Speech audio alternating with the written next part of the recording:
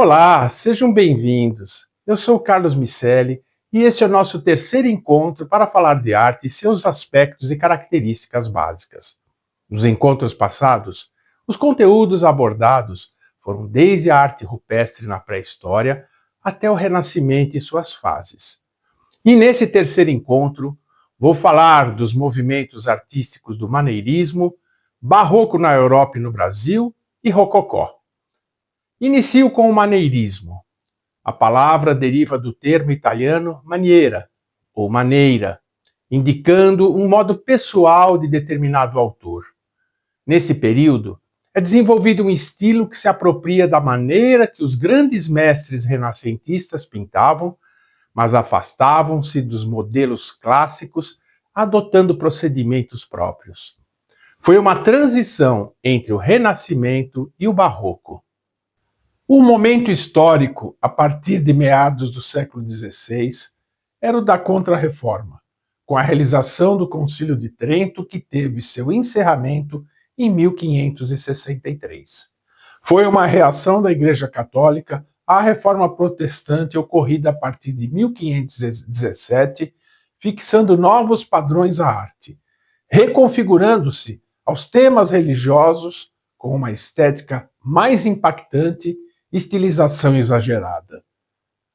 Um dos artistas precursores do maneirismo e barroco foi Tintoretto, que viveu entre 1518 e 1594. Nasceu em Veneza e teve contato com Tiziano, de quem recebeu ensinamentos, principalmente no uso das cores. Seu nome era Jacopo Robusti e seu pai era tintureiro, Tintore em italiano. E o menino ficou conhecido como Tintoretto. Ele aplicava os efeitos de luz com dramaticidade nas cenas e as figuras em suas pinturas eram alongadas, afastando-se das regras do renascentismo clássico, que estava em decadência. Entre suas obras, destaca-se Paraíso, por apresentar uma enorme estrutura e a utilização das mais diversas técnicas que lhe diferencia dos demais artistas da época.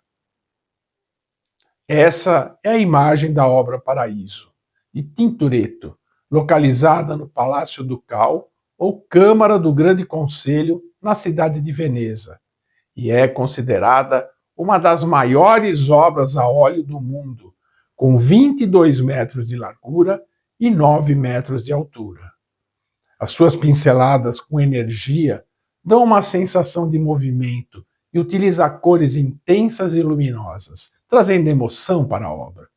A composição mostra em sua parte central Jesus Cristo no paraíso celestial e vários elementos sendo atraídos como se estivessem flutuando entre eles os anjos e santos. Essa imagem mostra a fachada do Palácio Ducal em Veneza, local que ficava o Doge, que era o primeiro magistrado da República Veneziana. Sua obra Ecce Homo, representando a cena dramática em que Pôncio Pilatos apresenta Jesus e teria dito: "Eis o homem", é uma pintura a óleo sobre madeira, com uso intenso da cor, produzida em 1547. Pertence ao acervo do MASP, em São Paulo. Falaremos agora do pintor, arquiteto e biógrafo Giorgio Vasari, que viveu entre 1511 e 1574. Nasceu em Arezzo, na Itália, e estudou em Florença, onde conheceu Michelangelo. Produziu suas obras no estilo maneirista. Vasari ficou conhecido como o primeiro historiador da arte através de seu livro A Vida dos Mais Excelentes Pintores, Escultores e Arquitetos, ou A Vida dos Artistas, onde registrou a biografia dos principais artistas do Renascimento. O termo gótico foi pela primeira vez impresso em seu livro e provavelmente foi quem utilizou os termos Renascimento para se distinguir da Idade Média e maneirismo para definir um estilo para arquitetura, escultura, pintura e movimentos artísticos. Como arquiteto, em 1560, foi designado pelo Duque Cosme de Medici para o projeto e construção da Galleria degli Uffizi em Florença, para abrigar os departamentos administrativos da cidade, como podemos ver nessa imagem. Faleceu anos antes de sua conclusão. Posteriormente, o local foi transformado em galeria para exposição de arte. Giorgio Vasari teve um papel importante para a fundação da Accademia delle Arti del Disegno de Florença em 1563. Imagem da sua obra, O Profeta Eleazar, que é uma pintura a óleo sobre madeira. O pintor maneirista parmigianino nasceu em Parma e viveu entre 1503 a 1540. Produziu suas obras em sua cidade e também em Florença, Roma e Bolonha. Desde muito jovem já realizava importantes trabalhos. Nessa imagem, temos a sua obra Madonna com Pescoço Longo, que é um exemplo desse estilo maneirista. Notem que a figura e partes dos corpos são alongados e com distorções nas proporções. Com a morte de Parmigianino, a obra ficou inacabada. Está na Galleria degli Uffizi, em Florença. O pintor maneirista Giuseppe Arcimboldo nasceu em Milão, na Itália, e viveu entre 1526 a 1593. Ficou conhecido por suas composições não convencionais. Criava suas obras colocando e agrupando imagens de frutas, plantas, flores, animais e diversos objetos que, olhando a uma certa distância, formavam uma figura humana de frente ao perfil, e esse seu estilo foi chamado de cabeças compostas. Também nesses agrupamentos de elementos, criava uma cena de natureza morta que, virando a tela em 180 graus, transformava-se numa imagem de figura humana. O Museu do Louvre possui em seu acervo algumas obras produzidas como cópias dos originais pelo próprio Arcimboldo. Um importante pintor e escultor dessa época foi El Greco, que viveu entre 1541 e 1614. Nasceu na ilha de Creta, que na época pertencia à República de Veneza e atualmente Grécia, e seu nome era Domenicos Theotokopoulos. Em Veneza, teve contato com os mestres pintores e suas obras. Seu estilo artístico é inconfundível, com suas figuras alongadas, tortuosas, uso de cores frias e dramaticidade. Se tornou um expoente do maneirismo espanhol, onde desenvolveu seus trabalhos na cidade de Toledo. Sua obra representou uma antecipação do barroco. Com seu estilo expressivo e com dramaticidade, foi considerado um precursor do expressionismo, movimento que ocorreu séculos depois e que veremos mais adiante. O espólio mostra Jesus com um manto vermelho no centro, numa forma mais ovalada, destacando-se dos demais que foram pintados em tom ocre. Alguns elementos introduzidos na cena não faziam parte da época e da passagem bíblica, como um personagem com armadura. O enterro do Conde de Orgaz, finalizada em 1586, é uma magnífica composição, com o céu se abrindo com elementos divinos, com os corpos alongados e abaixo a cena do enterro, onde El Greco introduz as figuras de Santo Estevão e Santo Agostinho carregando o corpo para ser levado ao túmulo. Essa obra está atualmente na igreja de São Tomé, em Toledo, na Espanha, sobre o túmulo do conde que financiou a sua edificação. Ressurreição, tendo Jesus glorioso ao centro, carregando a bandeira da vitória sobre a morte. Está no Museu do Prado, em Madrid, na Espanha. A Anunciação, com a Virgem Maria recebendo o anjo Gabriel, com cores e luminosidade que dá um caráter místico para a cena. Essa obra foi pintada por volta do ano de 1600 e pertence ao acervo do MASP, em São Paulo. Sua obra retratando uma vista de Toledo com uso de luz e cromatismo frio, causando dramaticidade, principalmente na maneira em que pintou o céu. Com essa obra, El Greco é considerado como um dos precursores do gênero da paisagem. Na sequência, vamos abordar o movimento barroco.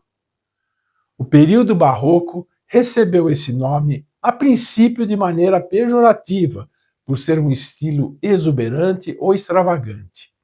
Em alguns países, barroco significa uma pedra ou pérola de forma irregular. O barroco foi um estilo artístico nascido na Itália no final do século XVI e se espalhou pelos países da Europa e pela América Latina. A partir do século XVII, além da pintura, o estilo barroco dominou a arquitetura, literatura e a música, se estendendo até as primeiras décadas do século XVIII.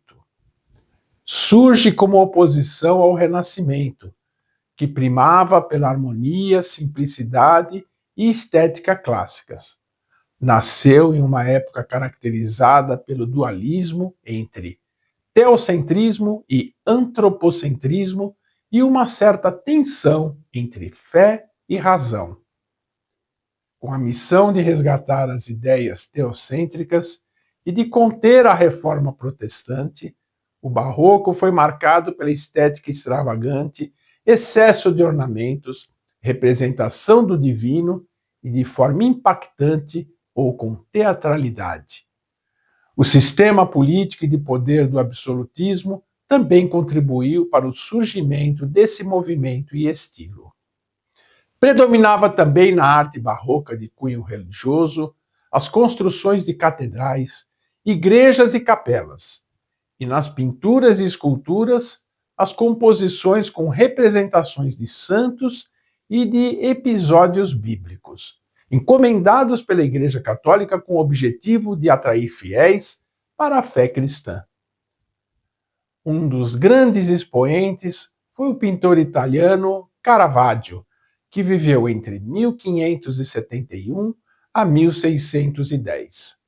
Considerado o mais revolucionário artista do barroco e reconhecido pela grande expressividade de suas obras, e como aplicava de forma espetacular o contraste entre luz e sombra, com tons terrosos, recurso que já utilizava nas suas primeiras obras. Seu nome era Michelangelo Merisi, mas foi conhecido por Caravaggio, que é o nome da pequena vila lombarda em que nasceu. Com 13 anos, foi para Milão, onde trabalhou como aprendiz do pintor Simone Perterzano, discípulo maneirista de Tiziano. Em 1592, Caravaggio foi para Roma, onde trabalhou no ateliê de Giuseppe Cesare e logo se destacou por sua originalidade e talento. Frequentador do submundo de Roma, Caravaggio buscava modelos entre músicos, vendedores de rua, ciganas e prostitutas. Mas sua vida era conturbada, com sucessivas brigas e episódios que revelavam seu temperamento impulsivo, chegando inclusive a ser preso e posteriormente ficando foragido por outros delitos cometidos, que o fez passar por várias cidades. Nessa pintura a óleo sobre tela, ele retrata o mito grego Narciso, que se apaixonou pela sua própria imagem. Essa obra está na Galeria Nacional de Arte Antiga, em Roma. A Vocação de São Mateus, onde reúne uma imagem bíblica com figuras comuns do cotidiano, aplicando na cena um jogo de luz. Foi encomendada para a Capela Contarelli, em Roma, onde se encontra até hoje, e que podemos, nesta outra imagem, mostrar o seu interior com outras pinturas de Caravaggio. A Conversão de São Paulo, uma de suas mais impactantes obras, que retrata o episódio bíblico em que Saulo, que depois tornou-se o apóstolo Paulo, cai do cavalo ao receber a luz divina de Jesus quando estava a caminho de Damasco, local de sua conversão ao cristianismo. Nessa pintura, podemos observar a forma como ele posiciona os elementos na cena, o que caracteriza o estilo barroco. O rapaz com um cesto de frutas, demonstrando sua capacidade e talento para pintar figuras humanas e natureza morta. Medusa, uma pintura a óleo sobre tela, fixada sobre madeira, com temática mitológica. A crucificação de São Pedro, que retrata o seu martírio. A incredulidade de São Tomé, uma passagem do Evangelho em que o apóstolo Tomé havia duvidado da ressurreição de Jesus e nessa cena ele crê depois de tocar em suas feridas. Também desse período, o pintor Annibale Carracci, que viveu entre 1560 a 1609. Ele nasceu em Bolonha, na Itália, teve contato com as obras de Tiziano e as pinturas venezianas, o que o influenciou no uso das cores. Pintou retábulos e afrescos. Na sua obra, Domini Quo Vadis retrata uma tradição em que Pedro estaria fugindo do martírio e encontra Jesus. Assustado e vendo que Jesus lhe aponta na direção contrária, lhe pergunta: Senhor, onde vais? E Jesus responde: Vou a Roma, morrer em seu lugar. Isso acaba encorajando Pedro a cumprir sua missão. Essa é uma cena em ambiente que retrata a natureza do local, com cores vibrantes, numa composição emocional e com expressividade, o que caracteriza o barroco. Uma pintora italiana que se destacou nessa época com a estética barroca foi Artemisia Gentileschi, que viveu entre 1593 a 1656. Ela se tornou a primeira mulher a ser membro da Academia de Pintura de Florença, embora boa parte de sua vida tenha sido na cidade de Nápoles. Pintava cenas de passagens bíblicas, mas alcançou notoriedade também com suas pinturas de retratos, entre eles dos nobres da corte do rei Carlos I da Inglaterra, no período que esteve com seu pai nesse país. Aqui temos uma de suas obras de pintura mais conhecidas, Judite decapitando Holofernes, numa cena dramática com efeito de sombra e luz. E nessa outra imagem, a pintura Susana e os Anciãos, retratando um episódio bíblico em que ela é cobiçada e atacada por esses homens.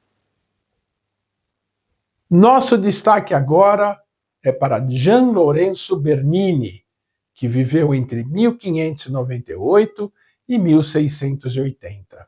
Nasceu em Nápoles e, ainda criança, mudou-se com a família para Roma. Considerado um artista completo, foi escultor, arquiteto, pintor, desenhista, cenógrafo e urbanista. Um expoente da arte barroca italiana e, para muitos historiadores, é tido como o maior escultor do século XVII. Nessa época, Roma foi marcada por grandes obras, em capelas, altares, monumentos funerais, por elementos decorativos que invadiram os edifícios religiosos e locais públicos. Em 1624, Bernini foi nomeado arquiteto da Basílica de São Pedro, no Vaticano. Na Basílica destacou-se o projeto do baldaquino, que é a cúpula sustentada por colunas em espiral sobre o altar central, construído em bronze escuro e dourado, apoiada sobre uma base de mármore, debaixo do qual, segundo a tradição católica, encontra-se o túmulo de São Pedro. Em 1629, Bernini projetou, com colaboração de seu pai, a Fonte della Barcaccia, na Piazza de Espanha. Neste mesmo ano, foi encarregado de terminar o Palácio Barberini da família do Papa Urbano VIII, onde atualmente funciona o Museu Nacional de Arte Antiga, e teve a colaboração do também arquiteto Francesco Borromini, que se tornou seu grande rival em projetos arquitetônicos. A partir de 1642, Bernini realizou a obra da Fonte de Tritão e, em 1644, a pedido do Papa Inocêncio X, executou a Fonte dos Quatro Rios na Praça Navona. Em 1656, a pedido do Papa Alexandre VII, Bernini iniciou sua maior obra, a colunata que rodeia a praça na entrada da Basílica de São Pedro. As esculturas no alto foram projetadas por Bernini e executadas por outros artistas. Podemos ver nessa imagem sua espetacular escultura Rapto de Proserpina, representando o tema mitológico no instante em que Plutão leva com violência a filha de Ceres, a deusa da agricultura. E outra escultura de Bernini, Êxtase de Santa Teresa, nessa composição representando o momento místico e que Santa Teresa é atingida com uma lança por um anjo, significando o amor divino penetrando em seu coração. O movimento barroco também se desenvolveu na Espanha e o maior nome desse país é um dos maiores em toda a Europa nesse estilo. Foi o pintor Diego Velázquez, que viveu entre 1599 a 1660. Nasceu em Sevilha, Espanha, e em 1611 iniciou um aprendizado no ateliê de Francisco Pacheco. Foi o pintor da corte de Felipe IV da Espanha. Ainda adolescente, pintou algumas obras religiosas de um realismo incomum e com belos efeitos de claro e escuro. Com fama de bom retratista, logo Velázquez se tornou pintor do rei. A partir de então, sua tarefa passou a ser a de retratar o soberano, sua família e também alguns membros da corte. Em 1657, Velázquez pintou uma obra-prima, Até lá as Meninas, incluindo seu autorretrato no momento da pintura da tela. Ao centro, retrata a infanta Margarida ladeada por pessoas da corte. Ao fundo, podemos observar na parede um espelho com o reflexo do casal real sendo retratado. Nessa genial composição, como se o espectador estivesse dentro da cena da pintura. Está exposta no Museu do Prado, em Madrid, e suas dimensões são de 3,18 metros por 2,76 metros. Essa é a pintura do rei Felipe IV, montada em seu cavalo, numa composição com realismo e sensação de movimento. Nessa obra, Óleo sobre Tela, de 1650, quando esteve na Itália, ele retratou o Papa Inocêncio X, onde podemos observar o jogo de luz em suas vestimentas e seu olhar penetrante. Está na Galeria Doria Pamphili, em Roma. Velázquez retrata a infanta Margarida Teresa com seu vestido azul numa composição recorrente dos membros da família real. E aqui a pintura do Conde Duque de Olivares, que era um ministro do rei Felipe IV. Essa obra pertence ao acervo do MASP em São Paulo.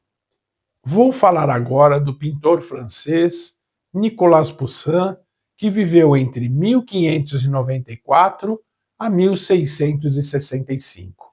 Ele foi para Roma em 1624 e fez estudos observando pinturas renascentistas de Rafael e Tiziano, entre outros.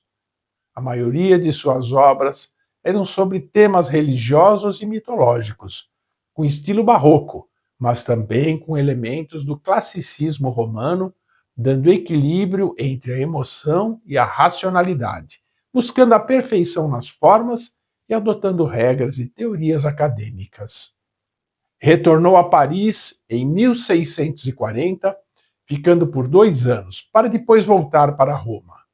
Sua estética e composições ajudou a configurar o estilo classicista francês, que se tornaria o modelo ideal para os pintores da segunda metade do século, como Jacques-Louis David e Ingres, bem como para o futuro da arte ocidental.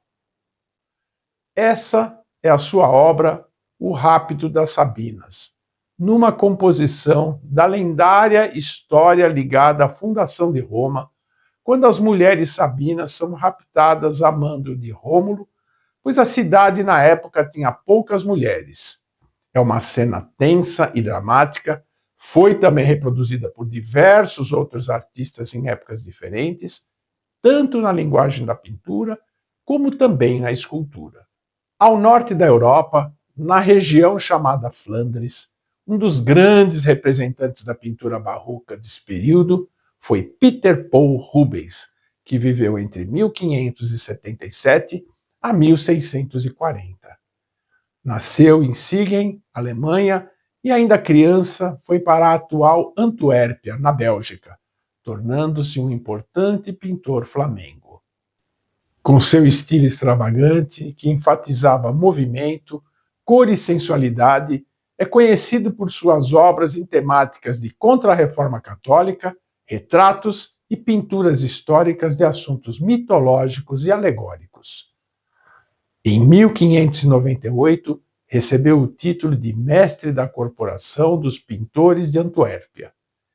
Em maio de 1600, muda-se para a Itália quando é contratado por Vincenzo Gonzaga, Duque de Mantua, como pintor da corte. Viaja para Florença e Roma, onde estuda a técnica usada por Michelangelo no Juízo Final da Capela Sistina e por Rafael, e teve contato também com as obras de Caravaggio. Em Veneza, se familiariza com as obras dos pintores locais, o que o influenciou no uso das cores em suas composições. Teve um ateliê com muitos assistentes, onde foram produzidas muitas obras de pinturas a óleo, encomendadas pelas cortes de toda a Europa.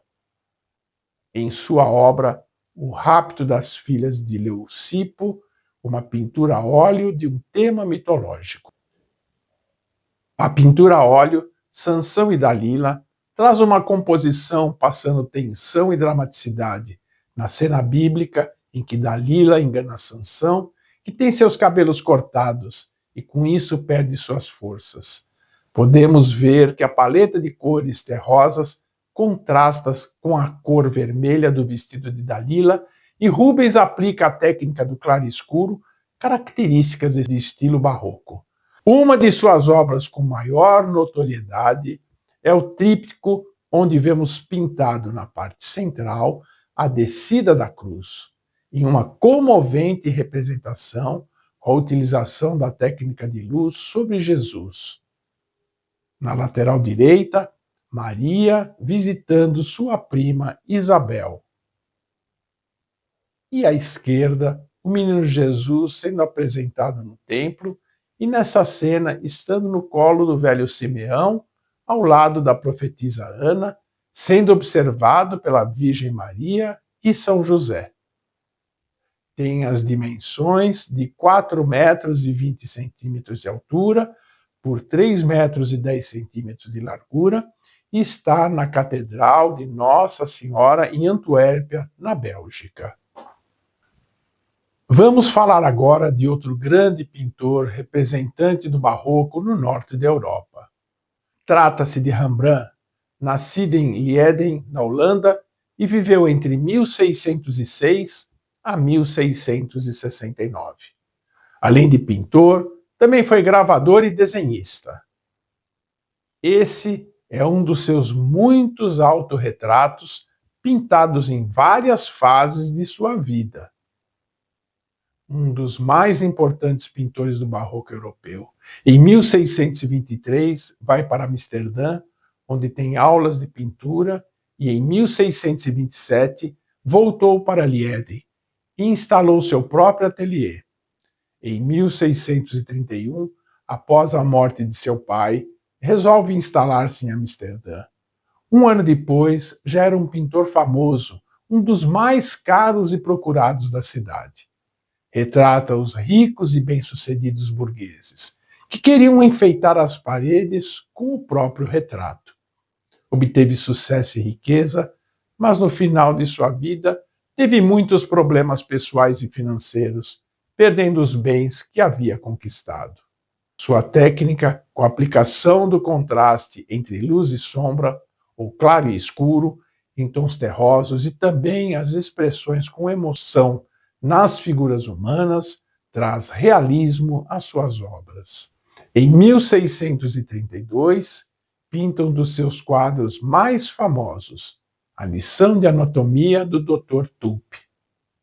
Nessa composição, ele agrupa pessoas e, com a técnica do chiaroscuro, dá um efeito de contraste, realçando a perspectiva para uma cena nada convencional. A pintura Ronda Noturna, de 1642, é uma cena da guarda ou milícia de Amsterdã sob o comando do capitão Frans Bannenkock, com os vigilantes mosqueteiros da cidade retratados com trajes solenes, pois além dessas funções, também participavam de desfiles e paradas cívicas. Rembrandt retratou também a sua imagem nessa obra, na figura ao fundo com capacete. A obra tem as dimensões de 3 metros e 33 centímetros de altura por 4 metros e 23 centímetros de largura e hoje se encontra no Rijksmuseum, em Amsterdã. Na sua pintura de 1662, O Retorno do Filho Pródigo, também podemos observar o jogo de luz que Rembrandt emprega nessa representação da passagem bíblica, em que o pai recebe o filho que retorna arrependido do período que esteve fora e gastou todo o seu dinheiro da herança, ficando até sem ter o que comer. Além do pai, também está presente nessa cena o irmão mais velho e seus empregados. A composição passa por toda uma emoção e realismo. Atualmente está no Museu Hermitage, em São Petersburgo, na Rússia. Essa era a casa de Rembrandt em Amsterdã e atualmente é o Museu Rembrandt. Nas obras do barroco holandês, não podemos deixar de destacar o pintor Johannes Vermeer, que viveu entre 1632 a 1675. Sua obra foi dedicada às cenas da vida cotidiana, ambientes domésticos e algumas paisagens da cidade de Delft, na Holanda, local de seu nascimento. Retratava cenas da vida burguesa, repleta de simbolismo e intenções morais. Filho de um comerciante de arte, seguiu a mesma carreira do pai e também se dedicou à pintura. Vermeer produziu poucas telas, pintava quase sempre quando recebia encomenda. Essa é a vista de Delft na época de Vermeer. Sua obra é caracterizada pelo jogo de luz e sombra, para realçar a expressão, aprofundar ou criar uma atmosfera, observando-se certa influência italiana, mas com temática voltada para cenas do cotidiano.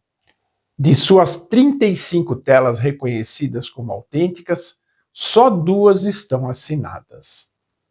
Uma é a Alcoviteira, pintada no ano de 1656, numa composição de um ambiente com intimidade entre a cortesã que está recebendo moedas e 3 homens.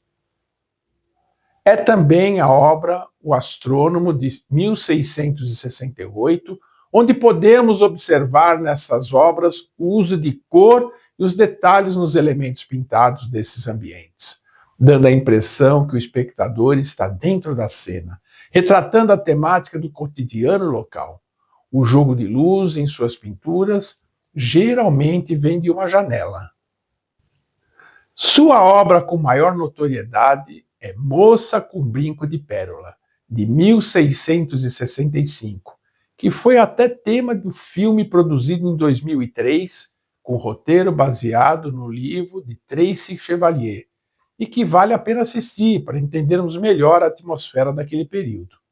A moça que serviu de modelo nessa pintura era a empregada de sua casa. Aqui, o fundo é escuro e a luz na pintura foi projetada para o rosto da retratada, que tem um olhar expressivo e o uso da cor destaca o lenço azul em sua cabeça.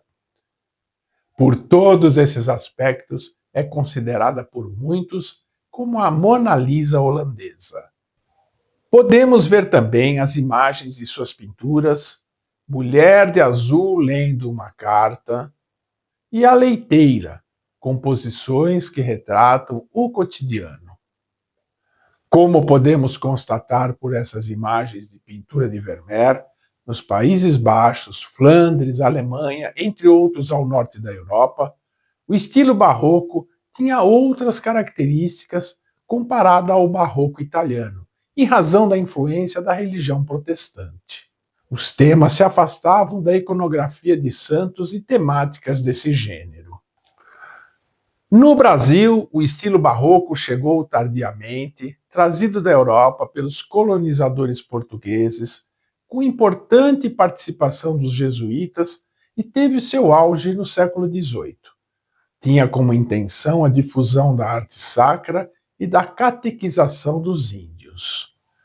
O seu desenvolvimento foi muito forte no estado de Minas Gerais, principalmente sob a influência dos artistas Aleijadinho e Mestre Ataíde, que falaremos de suas obras a seguir.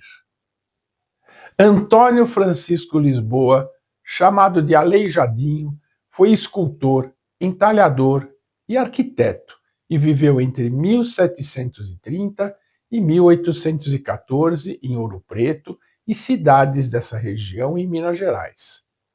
Produziu esculturas em madeira, utilizando o cedro, como podemos ver nessas imagens, destacando-se Jesus carregando a cruz com outros elementos ao seu lado. Faz parte de um conjunto de 66 esculturas das cenas da Paixão de Cristo e estão no Santuário Bom Jesus de Matozinhos, em Congonhas do Campo, em Minas Gerais. Também se encontra nesse santuário, fazendo parte desse conjunto, a Última Ceia, que são as esculturas de Jesus e seus apóstolos. Essa é a escultura em madeira de Aleijadinho Pietà, ou Nossa Senhora da Piedade, que está na Basílica de Caeté, Minas Gerais, numa composição que passa muita emotividade. Temos também as imagens, as esculturas, os 12 profetas de Aleijadinho, feitas em pedra-sabão, no entorno do Santuário Bom Jesus de Matozinhos, em Congonhas do Campo, Minas Gerais. Aqui nessa imagem, uma vista externa do santuário com as esculturas. As obras de Aleijadinho, considerando projetos arquitetônicos, relevos, entalhes e esculturas, foram realizadas em Minas Gerais, especialmente nas cidades de Ouro Preto, Sabará, São João del Rei e Congonhas do Campo. Além das esculturas em madeira, também eram feitas em pedra-sabão, uma matéria-prima brasileira. A partir de 1777, começaram a surgir nele os sinais de uma grave doença que, com o passar dos anos, deformou seu corpo e prejudicou seu trabalho, causando-lhe grandes sofrimentos. Com um estilo relacionado ao barroco e ao rococó, é considerado pela crítica brasileira, quase que em consenso, como o maior expoente da arte colonial no Brasil. Outro artista de destaque nesse período no Brasil foi Manuel da Costa Ataíde, ou como ficou conhecido, Mestre Ataíde, que era pintor e decorador e viveu entre 1762 a 1830 em Mariana, Minas Gerais. Entre suas diversas obras, destacamos a pintura do teto da igreja de São Francisco em Ouro Preto, onde podemos constatar pela imagem geral do interior da igreja e também no detalhe da pintura. A obra A Última Ceia foi produzida em 1828, já em sua fase madura, numa composição com liberdade de criação, pois na passagem bíblica não haviam criados ou outros elementos no ambiente. Vemos Jesus ao centro com foco de luz, ladeado pelos apóstolos, pintados com cores vivas, tendo Judas segurando um saco de moedas e olhando para o espectador. Mestre Ataíde influenciou a produção de obras de seus alunos e seguidores e muitos artistas da região. Esse estilo ocorreu não só em Minas Gerais, como mencionamos aqui, mas também em vários outros estados, com destaque no Nordeste para a Bahia, Pernambuco, Paraíba, Alagoas, e no Sudeste, o Rio de Janeiro, Espírito Santo, São Paulo, entre outras localidades. Com relação aos materiais utilizados no Brasil para construção, ornamentação e obras, eram bem diversificados em decorrência de sua exploração, destacando-se o ouro e folhas de ouro, pedras preciosas, entre outros. Nesse período no Brasil, as edificações demoravam muito tempo para serem concluídas e o estilo barroco se misturava com o estilo maneirista e com o rococó, desenvolvidos na Europa. Por isso que é comum vermos, principalmente na arquitetura, igrejas com fachadas, interiores e tetos, utilizando essa mescla de ornamentação e características. E um exemplo disso é a Catedral de Salvador, com a sua fachada em estilo maneirista, seu interior com estilo barroco no altar, paredes, nas capelas laterais e estilo rococó para o teto.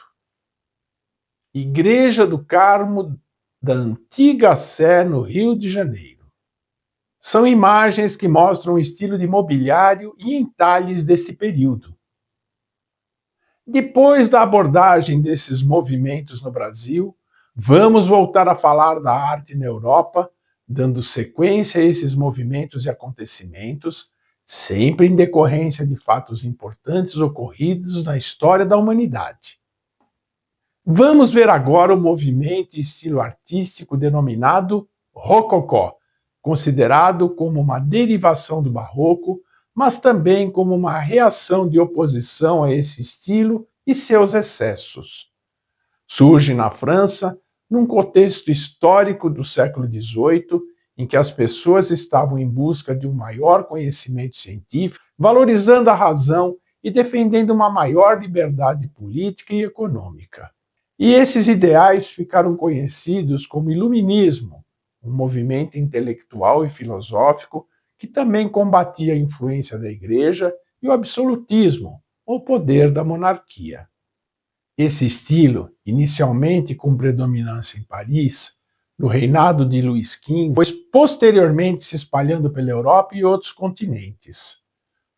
O rococó foi adotado especialmente na decoração, pintura, escultura e arquitetura, e se caracterizou por retratar o modo de vida da aristocracia europeia da época, se afastando dos temas religiosos.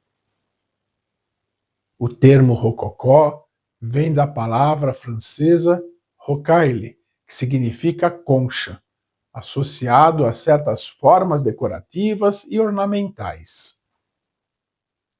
Na pintura, predominam as cores suaves em temática com cenas do cotidiano inseridos na natureza, além dos retratos com aspectos de leveza e graciosidade. Também eram comuns no rococó os temas históricos, mitológicos e os prazeres humanos, o hedonismo, um estilo de arte que também pode ser classificado como ornamental. Na escultura, evidencia-se a delicadeza nas linhas, com maior fluidez, sendo geralmente produzidas em menores dimensões e para funções decorativas. Como podemos ver nessa imagem, com a escultura em mármore, Poesia e Música, de Claude Michel, produzida em 1778 e que pertence ao acervo da Galeria Nacional de Arte em Washington. E também a escultura Inverno, de Falconet, no estilo rococó, que está no Museu Hermitage, em São Petersburgo, na Rússia. Também eram produzidos afrescos em estilo rococó, como esse no interior do Palácio de Nymphenburg, em Munique, na Alemanha. Entre os pintores do rococó, vamos destacar Antoine Watteau, pintor francês, que viveu entre 1684 a 1721, e seus temas foram classificados com o nome de Festas Galantes. Essa é uma de suas obras, O Jogo do Amor, que retrata uma cena amorosa de um casal no jardim em que ele toca um instrumento num traje considerado teatral. Na Itália, o pintor veneziano Giovanni Battista Tiepolo, que viveu entre 1696 a 1770, produzindo inicialmente suas obras no estilo barroco, mas com o tempo, suas composições ganharam graça e elegância, passando a se desenvolver no estilo francês do rococó, abordando também temas mitológicos em afrescos e pintura a óleo, como podemos ver nessa imagem de sua obra Apolo Perseguindo Daphne, que pertence ao acervo da Galeria Nacional de Arte em Washington, nos Estados Unidos. O pintor francês Jean-Honoré Fragonard, que viveu entre 1732 a 1806, é considerado um dos maiores nomes do rococó e produziu milhares de obras nesse estilo. Aqui sua obra O Balanço, que exprime um sentimento de liberdade, numa cena sensual e com uma dose de malícia, onde vemos provavelmente o amante observando da parte de baixo a mulher se balançando e jogando o seu sapato, e no detalhe o cupido com a mão na boca, como que pedindo para que evitassem ser denunciados nesse jogo amoroso. O jogo de luz da pintura está todo focado na parte central da cena. Outro pintor francês desse período foi François Boucher, que viveu entre os anos de 1703 a 1770. Essa é sua obra Pesca, numa cena do cotidiano junto à natureza, numa composição com leveza e sensualidade, pintada em 1752. Na arquitetura e decoração de interiores, podemos ver nessa imagem o Salão dos Espelhos no pavilhão Amalienburg, em Munique, na Alemanha, com estilo rococó, com lustres de cristal, dando brilho e luxo ao ambiente. O arquiteto responsável pela obra foi François de Courvelet, que viveu entre 1695 a 1768. Aqui nessa imagem do interior do Palácio de Queluz, em Sintra, em Portugal, podemos observar que esse tipo de decoração tem o objetivo de melhor utilização da iluminação com muitos lustres, artigos em porcelana, pinturas e muitos espelhos. E a casa chinesa no Parque Sanssouci, na Alemanha, com estilo rococó e elementos orientais. O mobiliário produzido na época tem como características principais o entalhamento em madeira, mesas e cadeiras com pernas em curvatura e o uso de adornos dourados. O período do rococó durou até o final do século XVIII. Seu enfraquecimento é ligado ao período que surgem os primeiros ideais revolucionários que, tempos depois, levaram à eclosão da Revolução Francesa no período de 1789 a 1799. E o tema do nosso próximo encontro será a partir desse período histórico, com os movimentos do neoclassicismo, romantismo, missão artística francesa no Brasil, realismo e o surgimento da fotografia.